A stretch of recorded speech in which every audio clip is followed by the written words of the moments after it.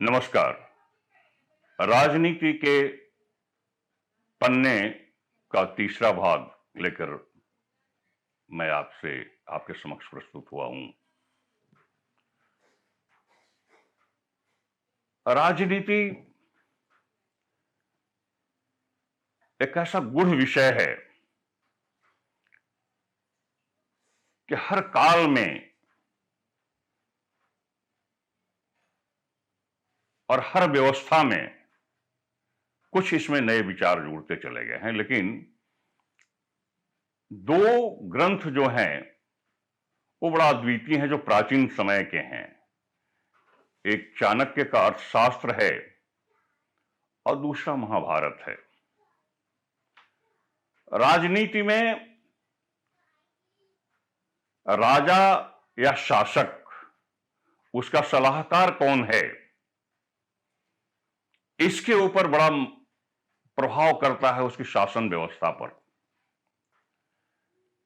चाणक्य चंद्रगुप्त मौर्य के सलाहकार थे और राजसत्ता प्राप्त करने में भी चाणक्य की बड़ी भूमिका रही थी। तो चाणक्य का अर्थशास्त्र जो है मूल रूप से राजनीतिक विचारों का ही बृहद ग्रंथ है और काफी कुछ इसमें राजा के क्या कर्तव्य होने चाहिए वह उसके अंतर्गत है। परंतु महाभारत जो है, और ये 18 पर्वों में बटा हुआ, तो इसके अंदर में राजनीति के साम दान दंड भेद, ये 4 भेद तो चाणक्य ने बतलाए थे। लेकिन पूरे महाभारत के जब प्रसंग को देखते हैं कि राजनीति में किस किस तरह के षड्यंत्र हुए, क्या इसमें कैसे कैसे दांव पेच खेले गए, तो वो बड़ा अकल्पनीय लगता है कि ऐसा भी हो सकता है। इसीलिए पहले ऐसा कहा जाता था, हमारे बुजुर्ग लोग कहते थे कि महाभारत का ग्रंथ घर में मत रखो।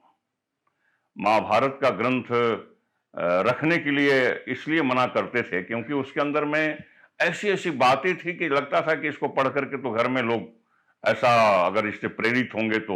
लेकिन महाभारत में से उतनी ही बातें नहीं थी, काफी कुछ उसमें विदुर नीति है, फिर भीष्म पर्व में काफी कुछ है जो बहुत प्रेरक बातें हैं।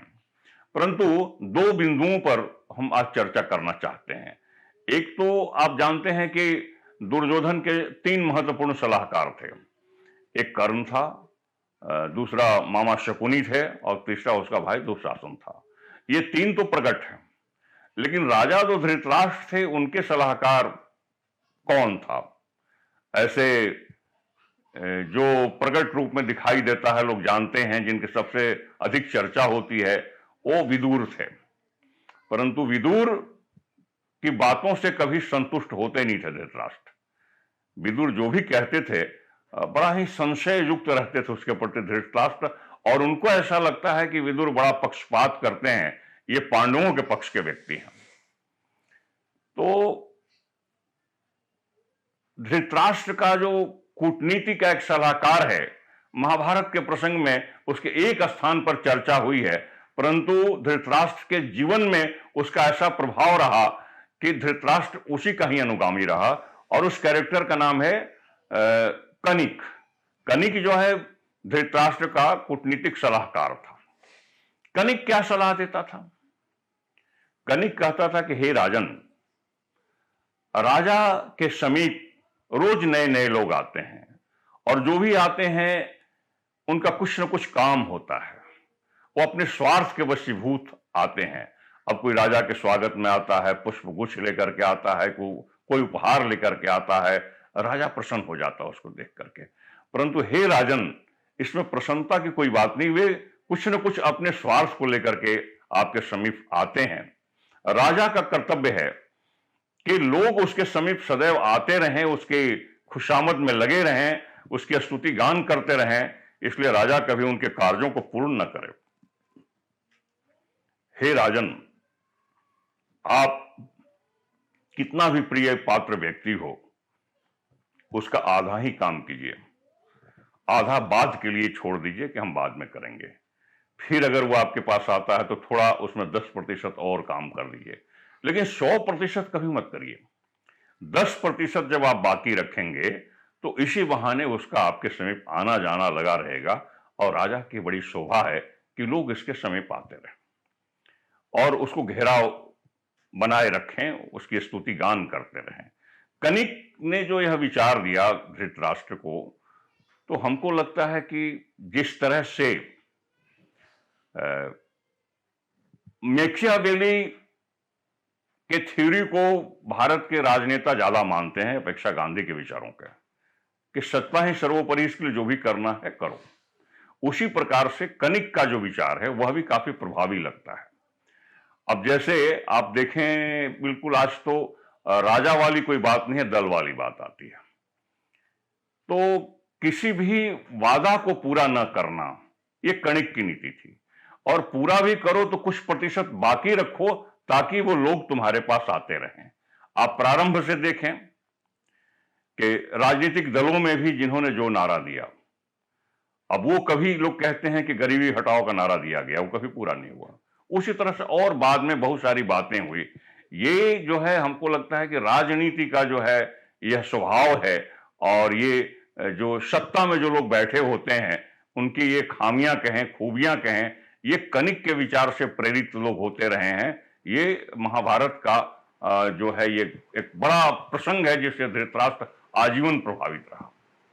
दूसरी चीज कि महाभारत में विदुर जैसा व्यक्ति सदैव धृतराष्ट्र के इर्द गिर्द रहा है, परंतु धृतराष्ट्र कभी विदुर के बातों को स्वीकार ही नहीं किए।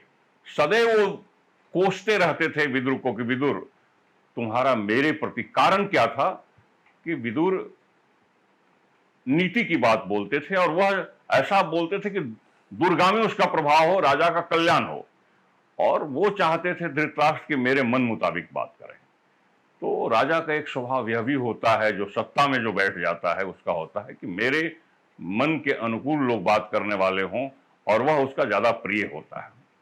तो ये कनिक जो है ऐसा कैरेक्टर था। धृतराष्ट्र के जीवन पर, उसके पूरे चरित्र पर कनिक का बड़ा भारी प्रभाव रहा है। लेकिन महाभारत के जो दो बार महाभारत का फिल्मांकन हुआ, बी.आर. चोपड़ा साहब ने किया। खैर इतना बड़ा ग्रंथ है कि उसका वो सारे कैरेक्टर को वहां लाना संभव तो नहीं था, लेकिन कनिक एक बड़ा महत्वपूर्ण पात्र था और धृतराष्ट्र के जीवन पर उसका बड़ा असर रहा था। और ऐसा लगता है कि कनिक सूक्ष्म रूप से एक ऐसा विचार दे करके गया कि उसका एक बहुत लंबे समय तक देश का, विदेश और पूरे दुनिया की राजनीति पर यह प्रभाव रहा है, और वो किसी रूप में आज भी है। तो राजनीतिक विचार कभी मरते नहीं है, वो हमेशा सदैव जीवित रहते हैं। और इसका प्रभाव जो है जो अतीत का भी जो राजनीति है, प्राचीन समय का भी जो है, वर्तमान में उसका प्रभाव पड़ता है। ये कनिक का प्रसंग था। और फिर कल हम एक नए प्रसंग को लेकर के, क्योंकि एक ऐसा विषय है इसको कई तरह से हम कई चीजों से जोड़ करके आपके समक्ष एक विषय को लेकर के आएंगे। इसी क्रम में और कई कई विचार आएंगे तो आपके समक्ष हम रखते चले जाएंगे। और आज इस प्रसंग को यहीं हम विराम देते हैं। जी नमस्कार।